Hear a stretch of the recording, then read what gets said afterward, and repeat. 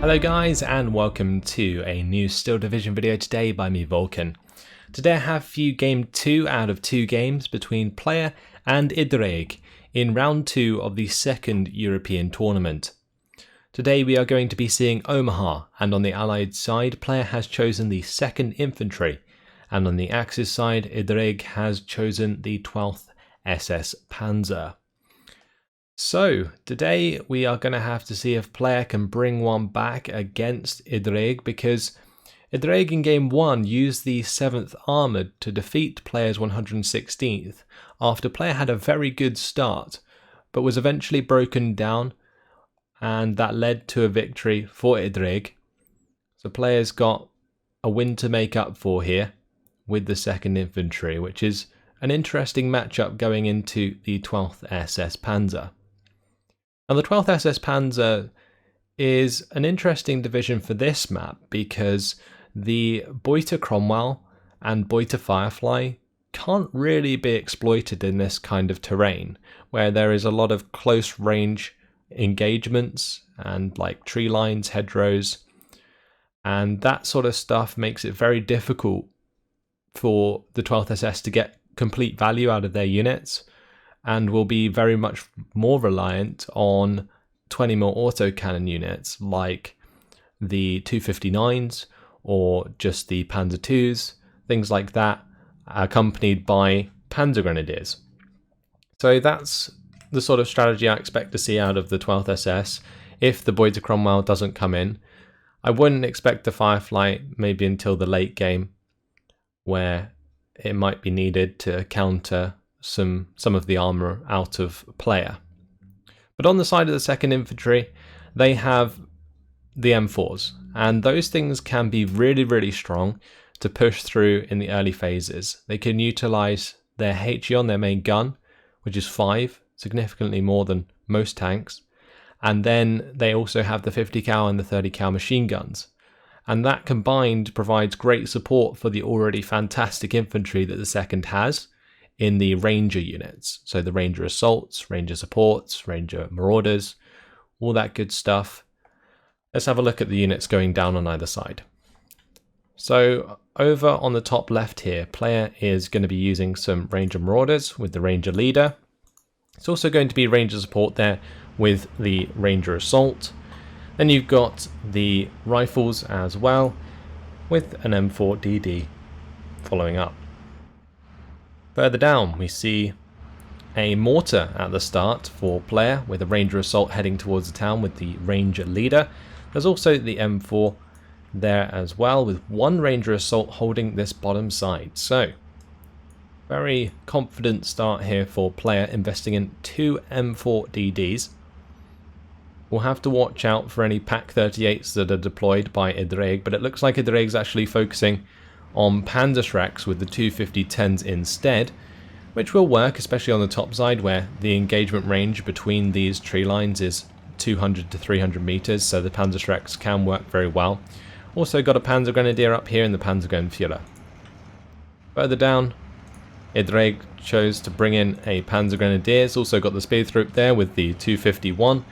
Also a 250-10 half-track, 257 mortar half-track, a unit of Panzer Grenadiers, Panzergrenadier, and a Panzerschreck for the town. So no significant AT that Player's really going to have to worry about just yet. If he supports his M4 properly with infantry, he shouldn't get caught out by the Panzerschreck. But this isn't good for Ddraig because the Ranger Assaults have found their way into this town, and the Panzer Grenadiers will not do well at close range versus the Ranger Assaults.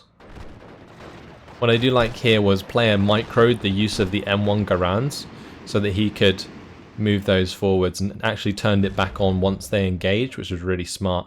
He originally had them turned off so that if the attack moved towards the town, they didn't stop and engage at the 200 meter range that the M1 Garand can use. Interesting though that on this bottom side, Ddraig has left a little salient in his front line because the recon can't hold the front line forwards like normal infantry can. But again, nice micro, going to be moving these Ranger Assaults forwards and completely taking advantage of the slow reload rate of this mortar. Mortar's now going to change target, which is something that Ddraig will have to utilise, but players already microing back, and it looks like it's just a game of catch here. Ddraig's trying to give those mortar shells to player, trying to figure out where they're going to end up. On this top side, the Panzerschreck, it did get damaged slightly by player. Looks like the Ranger Marauders possibly hit those, maybe even the M4. But the M4s at this point, both of them must have been discovered by Ddraig. So what I'd like to see is a Pak 38 or 2, but it does also depend if Ddraig even has them on his division. There's a very good possibility that he just uses Panzerschrecks and relies heavily on the Beuter Firefly for his early game AT, which could definitely work against the M4s. These M4s do lack veterancy just like the Beuter Firefly, so the Beuter Firefly still would have an advantage at close range if it were to be used. The 257 here, that's going to be trying to counter battery this mortar. 259 has come in on the bottom side to help engage Ranger assaults. But Ddraig's in a sticky position because he can't necessarily push hard onto the Ranger assaults when player is busy microing his guns on and off. So usually these Ranger assaults would reveal themselves at 200 meter range if you left the guns on, but in this case they are not because player's leaving them off, and now Ddraig's forced to get too close for comfort really, and the flamethrower will burn his face off. So that's something he's going to have to avoid, and the only way around that is probably recon. So moving the speed through first towards the Ranger assaults would be a better idea, because then the Ranger assaults will be revealed before the 100 meter range engagement. And that way a unit like a 259 or a 257 can then pin them, and that's problem solved. But now Ranger assaults going to get aggressive. They're going to try and hit these Panzer Grenadiers. The Panzer Grenadiers, though, were jumped back by Ddraig, and the Ranger assaults, they lost a couple men because of that engagement. 259 getting involved, but the M4 surely going to just clean that up. Yes, it is indeed. 11 AP versus 2 armor, no problem. And now the Panzer Grenadiers also under threat as the MGs open up. And this is going to allow the Ranger assaults to continue forwards unless they get pinned by the mortar half-track before they do so. And Ranger supports in this town, they're going to be able to pin these Panzer Grenadiers at range. Due to the Ranger supports having the hard cover, these Panzer Grenadiers will lose out because the extra veterancy there allows the 30 cals to get on target much more effectively. Nice kill in the town. Looks like the Ranger leader there cleaned up the Panzerschreck with the help of possibly the Ranger Marauders. So 51% now for player. And I think he's in a pretty stable position. Has a second M4 coming in to assist the first one on the top side. Still has this one present on the bottom side that has already made a little bit of ground due to the kill onto the 259, and with the Ranger assaults forcing those Speedtroop out of the building onto the road, the flamethrower does the job. Speedtroop go down. That removes the recon from Ddraig down here, and it looks like Ddraig's going to be trying to replace that with the 222. Now I was wondering why more units weren't coming in, but it seems as though Ddraig has saved for the Beuter Firefly, which is definitely a good choice against the M4DDs, but he is going to have to be careful if he wants to try and utilize it on the top there, because it's not an ideal engagement range, and also these Ranger Marauders are pretty much ready to ambush him. Ranger Marauders going to be engaging the Panzer Grens though, trying to get out of the way of the 259. Panzer Grenadiers are making a little bit of a salient here, but I'm sure the M4 will be able to zoom over there and deal with that. 222 taking shots at the dark is not going to be able to destroy the rifle squad before they unload, so player managing to reinforce this position quite nicely, and the Ranger Marauders take advantage of a kill onto that half track. 250-10 does take a shot from the bazooka, forced to fall back. Half-tracks are now going to be pushing out down here, but straight into the line of sight of the M4DD, and I think Ddraig kind of got baited by this M4 engaging his units further down, and didn't expect there to be a third M4 on the field.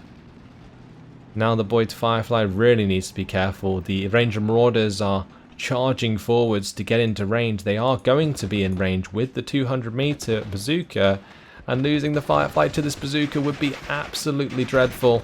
But that's going to be a bounce, and the Panzerschreck finds the kill.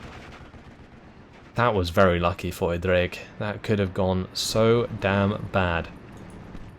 New Ranger Assault though has arrived down here. That's going to be forcing back the 222 and the Panzer Grenadier. The M4 will have no qualms about moving up close and personal with that 222 and taking that out. That's what we see. Panzer Grenadiers are still pinned down here, and this is going to open up a large salient on this bottom side, bringing it to 54% territory lead for player. 60mm mortar hitting the Panzer Grenadiers hard. Boy to Firefly does have an engagement with the M4. This is exactly why Ddraig has brought this in. It's good for dealing with these tanks early on if he can. However, the first two shots they're going well off target, which is not something he'll want to see. The M4 getting away with it for now. But honestly, this Boy to Firefly is lucky to be alive itself. So now Ddraig just has to kind of stabilize with some infantry here and there until he gets into phase B and has more infantry availability, and also the addition of Panzer IVs.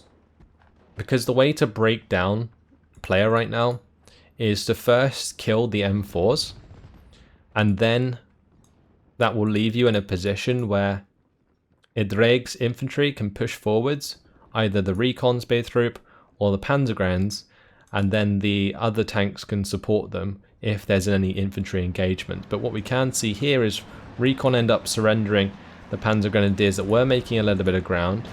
The Ranger Assault, it's flamethrowing the half-track here. The half-track's not managing to get shots on target with its machine gun, and actually ends up going down, which is unfortunate.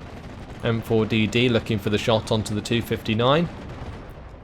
Won't find it just yet. Boy to Firefly now engaging the M4. Driver wounded. The M4 is kind of stuck there at the moment, so the Boy to Firefly should be able to find this kill, and it certainly does. Nicely done. But player, he's got a trick up his sleeve. He's brought in an M5 gun. If that M5 gun can get the ambush onto the Boy to Firefly at this range, I don't think that Firefly is going to last too long. This M4 still doing work on this bottom side. We don't see any AT really being brought in just yet, and that's definitely going to hamper Ddraig's ability to keep his infantry alive. Panzer IV will help. It does have 2-star veterancy, so therefore should have a decent chance against the M4DD, and that will be something that we will have to keep an eye on, because if the Panzer IV can kill the M4, then the position on this bottom side turns against player, where it is now in his favour. But only a +1 for player at the moment, not too significant of a lead. Panzerschreck does die on this top side though. Panzergrens are finding themselves pinned down but are covered by the Panzergrenführer. Ranger Marauders reveal themselves by firing at the half track, which will give the Boy to Firefly a tip as to where not to go. Saying that, is still going to head in that direction, and that may not be a good idea. The M5 gun actually revealed itself shooting at the Panzergrenführer. That's a mistake. The HE should have been turned off. Otherwise there could have been an ambush there quite nicely onto the Boy to Firefly. The 250-10 now moving up in the mid. And that can take care of this M20 quite nicely if it gets shots on target. Accompanied by Panzergrens, this centre area of the map actually could be taken quite easily by Ddraig at this point. But he's got to be careful because his infantry support on the top has completely disappeared. The 259 and Firefly are sitting very close together, and here comes a strike from the xylophone. Player's just waiting to utilize this M4 to find these kills. So the Boy to Firefly going to be falling back. It's actually in line of sight of the M5 gun here. But more so than that, the Ranger Marauders have snuck up. This is a very smart play here from Player. He finds the side shot with the bazooka. Boy to Firefly goes down. 259 gets surrendered. Panzergrenführer are left on their lonesome. And that is devastating on the top side. A huge amount of points there lost. With the Panzergrenführer as well, that is 250 points. Quite swiftly cleaned up by one xylophone strike. And that is a decent xylophone strike if I've ever seen one. The Ranger Marauders really well microed into a position that they could take advantage of that as well. And it's left Ddraig with a very limited amount of forces left on the map now. 59% for Player. And yes, there is potential here for recovery, but this M4 has made a lot of ground. It's already hitting the reinforcements of Ddraig, and that is going to be harder and harder for him to deal with. Ddraig is actually going to surrender, and after 13 minutes and 29 seconds, Player is victorious with a stellar play with that xylophone. Very nicely done. Cornered that Boy to Firefly, had nowhere to go. There was an M4 on one side and the M5 gun on the other. The best bet there for Ddraig was to move it back sooner, really.